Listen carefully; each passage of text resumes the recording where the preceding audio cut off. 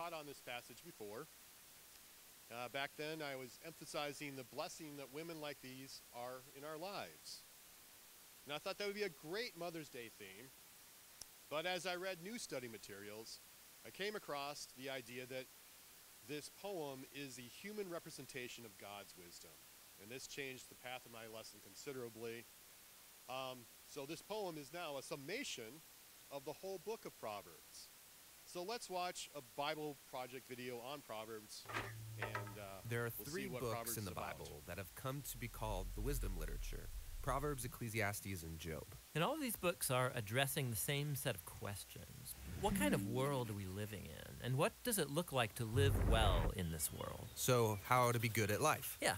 So each of these books tackles these questions from a unique perspective, and it's important to understand all of them to get a fully biblical perspective on the good life. So as a thought experiment, you could actually imagine each of these books as a person. So Proverbs would be like this brilliant young teacher, and Ecclesiastes the sharp, middle-aged critic, and Job would be this weathered old man who's seen a lot in his day. We're going to start by meeting the book of Proverbs, the brilliant young teacher. And she's not just smart, she's smart about everything: work, relationships, sex, spirituality. She has incredible insights, things you wouldn't see on your own. Yeah, she would be the perfect friend to have around when you need really specific advice. So what makes her so smart? Well, Proverbs can see things that most people don't see. She believes that there's an invisible creative force in the universe that can guide people in how they should live. And you can't see it, just like you can't see gravity, but it affects everything that we do. So what's this force? Well, in Hebrew, it's called chokhmah, and it usually gets translated into English as wisdom. It's an attribute of God that God used to create the world. And chokhmah has been woven into the fabric of things and how they work. So wherever people are making good or just or wise decisions, they're tapping into chokhmah. And whenever someone's making a bad decision, they're working against chokhmah.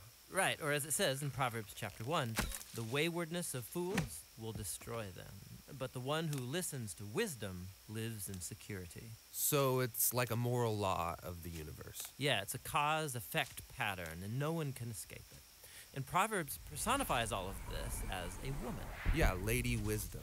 Right, and she roams around the earth, calling out, making herself available to anyone who's willing to listen to her and to learn. Which leads to the second thing Proverbs believes: that anyone can access and interact with wisdom and use it to make a beautiful life for yourself or for others. You can create with it like a designer. Yes, in fact, chokhmah in Hebrew isn't simply intellectual knowledge. The word is also used to describe a skilled artisan who excels at their craft, like woodworking or stonemasonry. So you show you possess chokhmah when you put it to work and develop the skill of making a good life. Okay, that makes sense. So let's do this. Let's go find some wisdom. But before you do, Proverbs has one more really important thing to consider. Chokhmah isn't some impersonal force. It's an attribute of God himself. And so in Hebrew thought, your journey to becoming wise has to begin with what Proverbs calls the fear of the Lord. It's this healthy respect for God's definition of good and evil. And true wisdom means learning those boundary lines and not crossing them. Now, all those ideas you just unpacked are in chapters 1 through 9 in Proverbs. But when I think of the book of Proverbs, I think of the collection of sayings, the Proverbs themselves. Tell me about those. Yeah, those are what you find in chapters 10 on to the end of the book. It's a collection of hundreds and hundreds of proverbs about any and all aspects of life. And chokhmah gets applied to them, resulting in this wise guidance to help you find a path towards success, and no matter what you do. If I design my life with these sayings, life is going to be good. Yeah, or as Proverbs puts it, it'll give health to your bones, prosperity, a long, rich life. Which is a really big claim. But you can see how it's often the case. Wise people, they tend to do better. Things usually work out well for them in life. And so that is the promise and the wisdom of the book of Proverbs.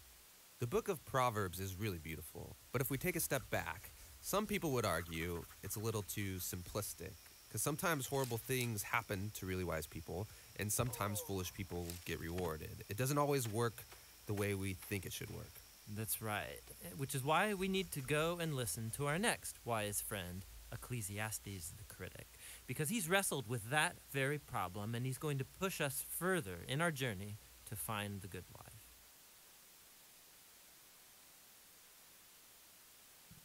Okay, Lane, you can pause it here. It's going to have a commercial for Bible Project. Not that it isn't good, but it's not part of the lesson. Okay, so on to the poem. It's Proverbs 31:10 through 31, and I'm going to read it first in the King James, the authorized King James. Who can find a virtuous woman? For her price is far above rubies. The heart of her husband doth safely trust in her, so that he shall have no need of spoil. She will do him good and not evil all the days of her life. She seeketh wool and flax, and worketh willingly with her hands. She is like a merchant ship. She bringeth her food from afar. She riseth also while it is yet night, and giveth meat to her household, and a portion to her maidens. She considereth a field, and buyeth it. With the fruit of her hands she planteth a vineyard. She girdeth her loins with strength, and strengtheneth her arms. She perceiveth that her merchandise is good. Her candle goeth out not by night. She layeth her hands to the spindle, and her hands unto the distaff. She stretcheth out her hands to the poor. Yea, she reacheth forth her hands to the needy. She is not afraid of the snow for her household, for all her household are clothed with scarlet. She maketh her coverings of tapestry. Her clothing is soft, silk, and purple. Her husband is known in the gates, when he sitteth among the elders of the land. She maketh fine linen, and selleth it, and delivereth girdles unto the merchants. Strength and honor are her clothing, and she shall rejoice in time to come. She openeth her mouth with wisdom, and in her tongue is the law of kindness. She looketh well to the ways of her household, and eateth not the bread of idleness. Her children all rise up and call her blessed, her husband also, and he praiseth her. Many daughters have done virtuously, but thou excellest them all. Favor is deceitful, and beauty is vain, but a woman that feareth the Lord, she shall be praised. Give her of the fruit of her hands, and let her own works praise her in the gates. So I read this first in the authorized or King James Version because of the strength of its poetic language. I'll be using the English Standard Version for the rest of the lesson, except for a few times I use the New American Standard, and I'll note that. This poem is an acrostic poem. Can anyone tell me what that is? Okay, in the Hebrew, it's an acrostic poem. I should break that. That is a poem that is, each new line starts with a different letter of the alphabet. So it goes through the alphabet, and it's to help to memorize it. So A is for apple, B is for boat, that kind of thing. To help us remember that, the handout has A, B, and C for each new verse to represent this. The poem personifies wisdom as a noble woman.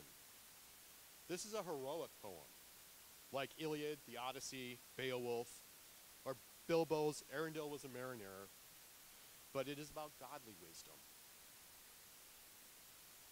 This excellent wife is an idealized woman who effectively has unachievable virtues and wisdom, and that is why scholars believe it is a personification of God's wisdom.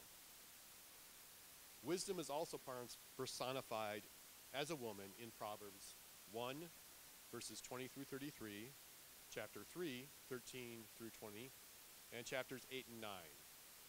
So, let's get to the poem. Verse 10. An excellent wife who can find, she is far more precious than jewels. She's a champion of wisdom, and she is rare and must be diligently looked for. So she is a blessing when she is discovered. The Hebrew word here for wife could also mean woman, but we'll see in the next verse that she has a husband, so it's appropriate to call her a wife. Literally, this excellent woman is a woman of valor, like David's mighty men of valor. And that's why it's a heroic poem. The same expression describes Ruth, David's grandmother, in Ruth 3:11. So now, my daughter, do not fear. I will do for you whatever you say, for all my people in the city know that you are a woman of excellence. This is Boaz talking to his future wife, Ruth. And we know that in multiple scriptures in Proverbs that wisdom is more valuable than jewels or pearls or gold. In Proverbs 8:10 through 11 is an example. Take my instruction instead of silver, and knowledge rather than choice gold. For wisdom is better than jewels, and all that you may desire cannot compare with her. In verse 11 we see that the heart of her husband trusts in her, and he will have no lack of gain. He has full confidence in her. She will enrich him. In Proverbs, we see that an excellent wife is a crown to her husband and also is from the Lord.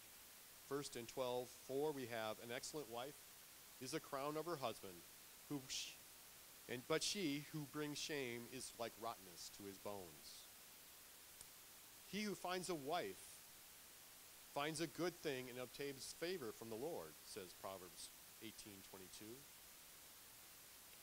And Proverbs 19:14 says, house and wealth are inherited from fathers, but a prudent wife is from the Lord.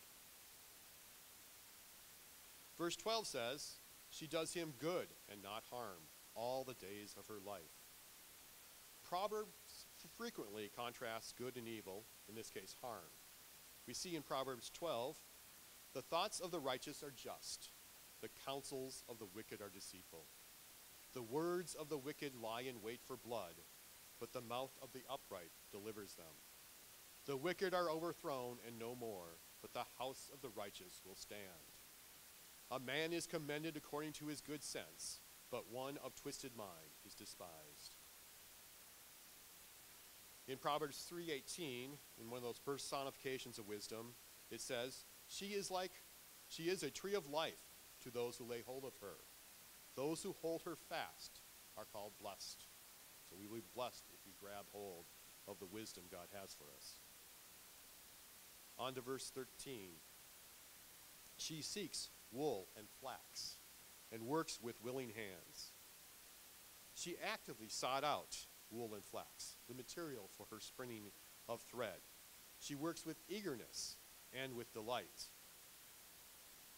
Wisdom allowed the artisans of the tabernacle to make the required items. Her wisdom allows her to follow their example.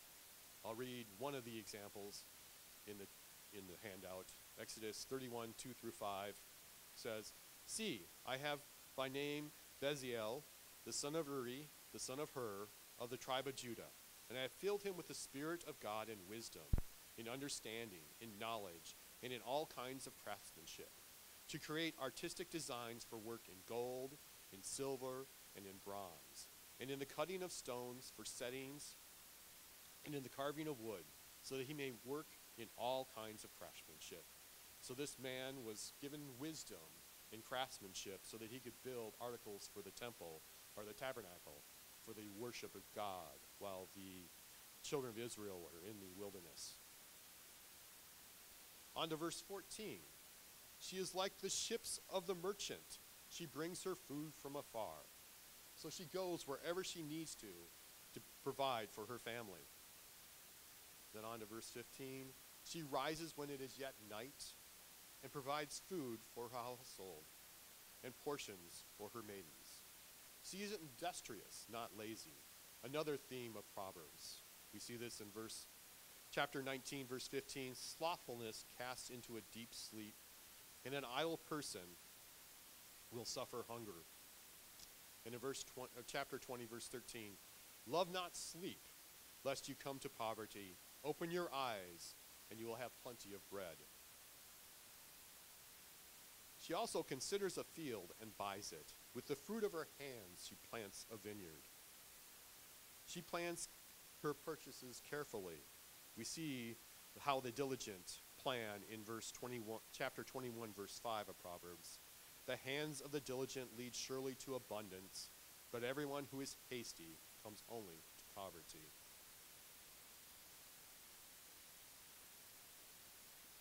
In verse 17, we see that she dresses herself with strength and makes her arms strong. Wisdom is the noble wife's strength. Wisdom, again personified in chapter 8, describes herself as, I have counsel and sound wisdom. I have insight. I have strength.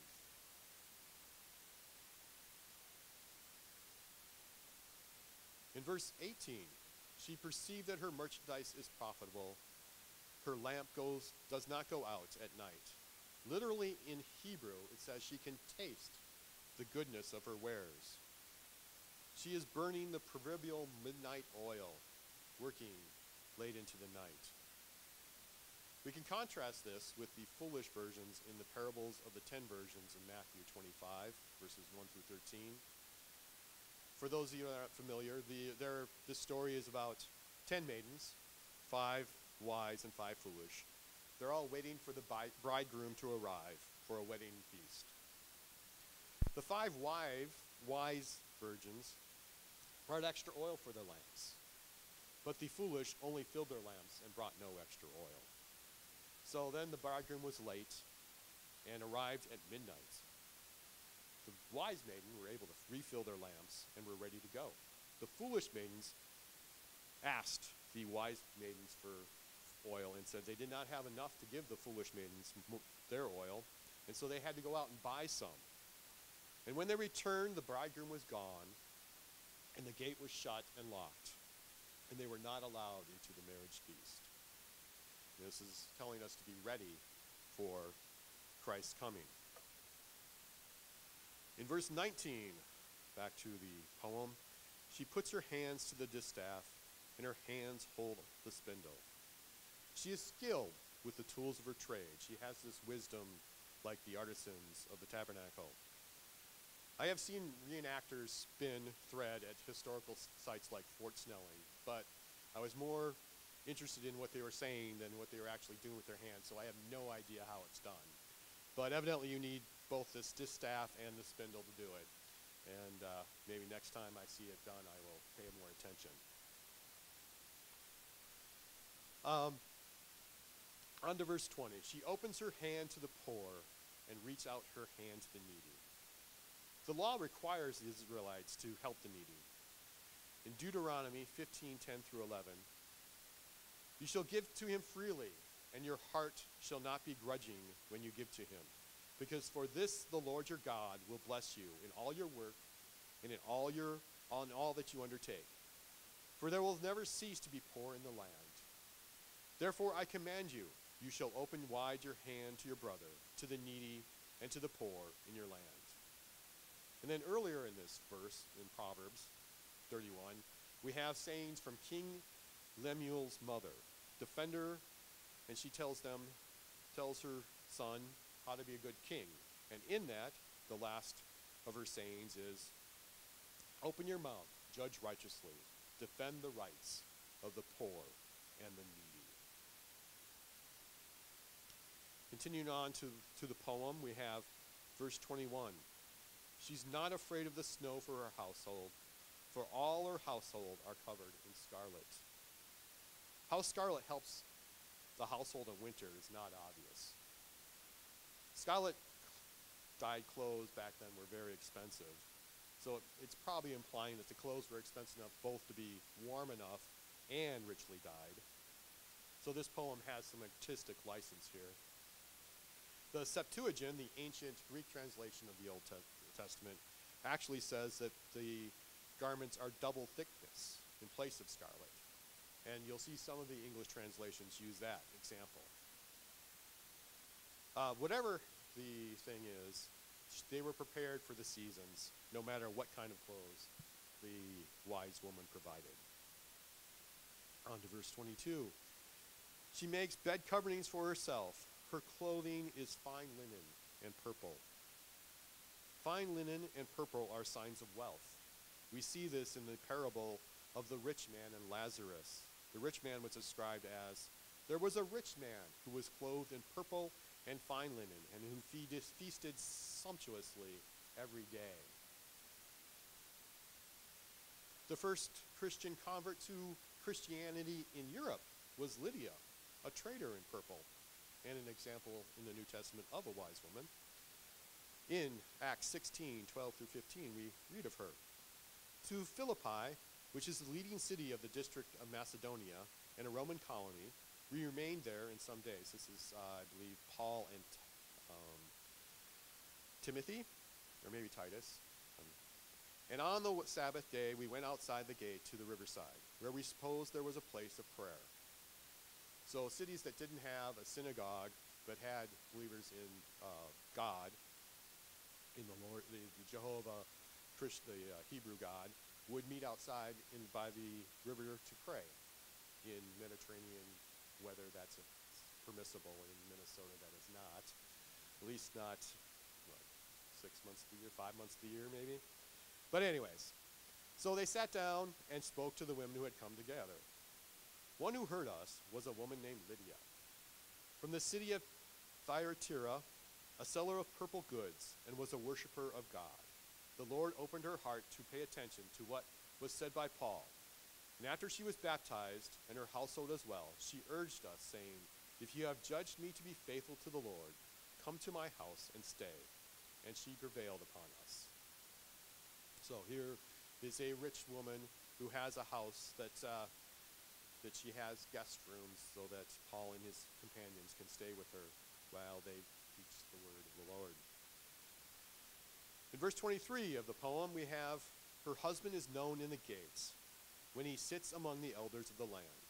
So the city gates were where civic business was done. He is a prominent resident of the city, an elder.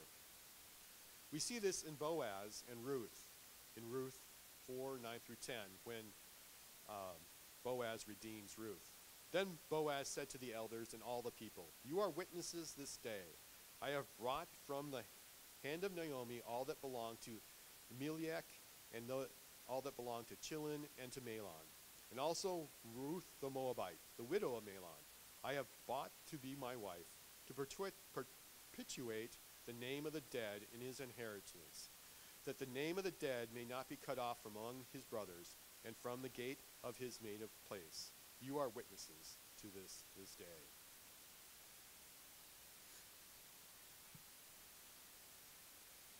In verse 24, we see that she makes linen garments and sells them. She delivers sashes to the merchant. Another wise woman, Priscilla, with her husband Aquila, this is another New Testament example of a wise woman, made goods and sold them. We see this in Acts 18, verses 2 through 3. And he found a Jew named Aquila, a native of Pontus, recently come from Italy, and with his wife Priscilla, because Claudius had commanded all the Jews to leave Rome. And when he went to see them, and because he was of the same trade, he stayed with them and worked, for they were tent makers by trade. So they worked together, and Paul worked with them as they made tents in this city where they were now. And then verse 25, we see that strength and dignity are her clothing, and she laughs at the time to come. The first line of this verse, strength and dignity are her clothing, may refer to her merchandise or her character, or it could be referring to both. She is so confident that she can laugh at the future. The fear of the Lord leads to life, and whoever has it rests satisfied. He will not be visited by harm, says Proverbs 19:23. She opens her mouth with wisdom, and her teaching of kindness is on her tongue. She is continually speaking wisdom. In chapter 8, the humanized wisdom says, "Hear, for I speak noble things, and from my lips will come what is right. For my mouth will utter truth. Wickedness is an abomination to my lips. All the words of my mouth are righteous. There is nothing twisted or crooked in them. They are all straight to him who understands, and right to those who find knowledge. Take my instruction instead of silver, and knowledge rather than choice gold. For wisdom is better than jewels, and all that you may desire cannot compare with her." But wisdom also teaches kindness, because her ways are pleasantness, we see in Proverbs 3:17. Her ways are the ways of pleasantness, and all her paths are peace. Continuing on with the noble woman, she looks well to the ways of her household and does not eat the bread of idleness.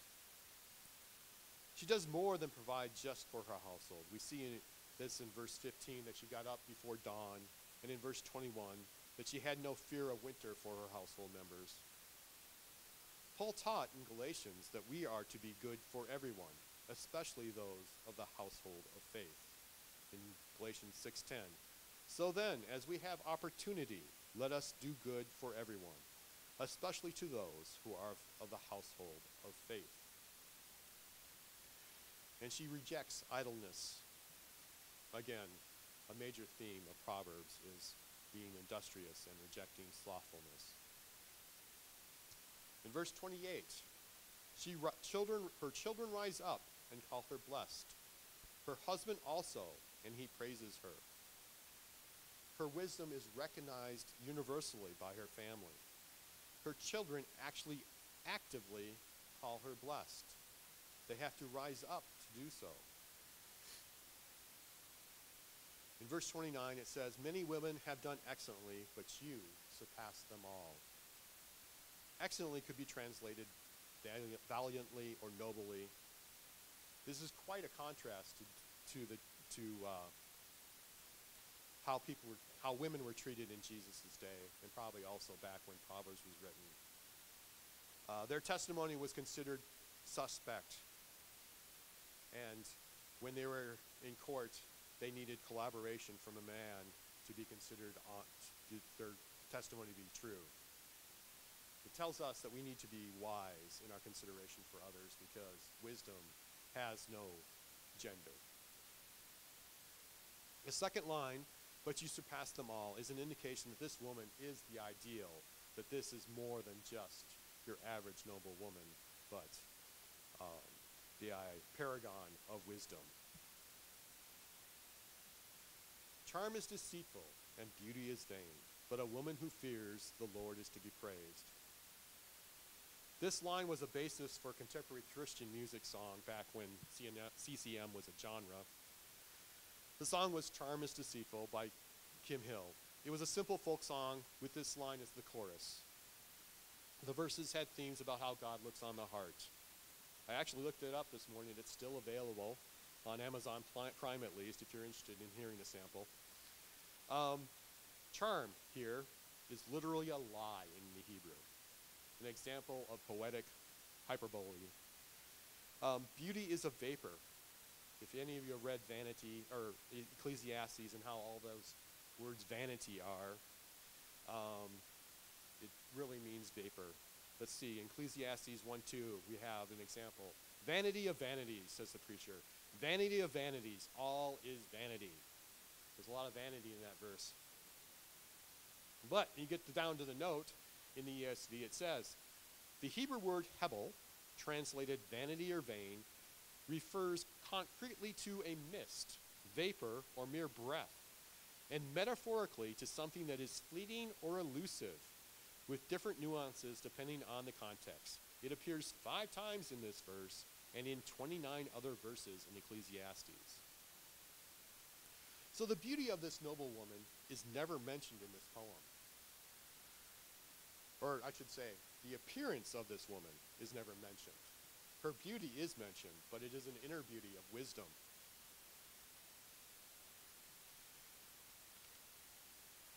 She is also an expert in the fear of the Lord, because that is the beginning of wisdom. The fear of the Lord is the beginning of wisdom, and fools despise wisdom and instruction.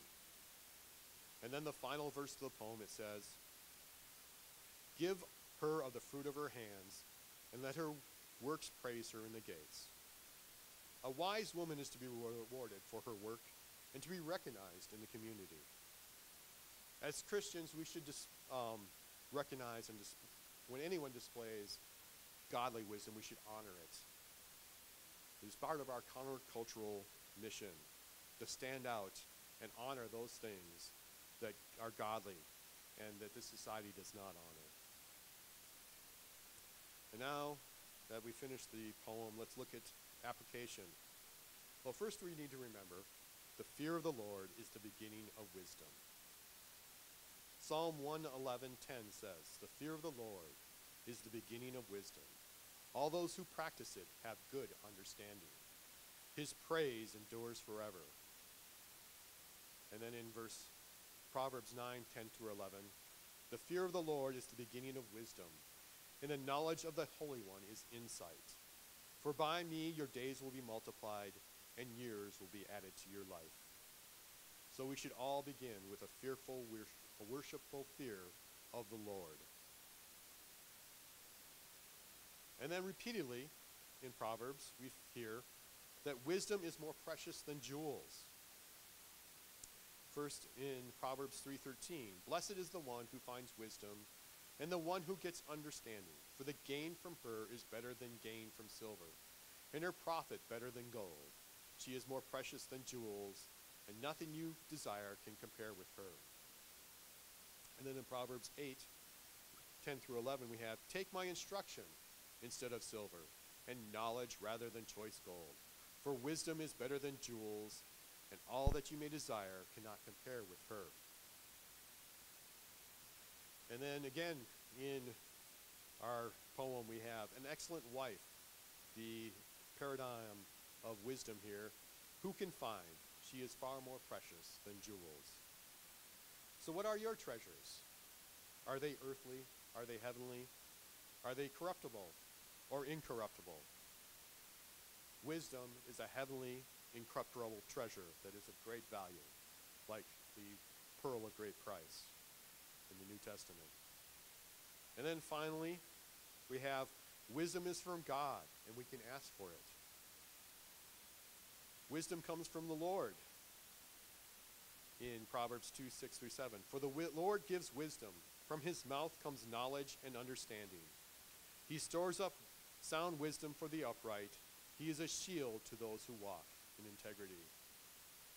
And then James, the brother of Jesus, says in chapter 1, verse 5 of his letter, "If any of you lack wisdom, let us ask God, who gives generously to all without reproach, and it will be given to him."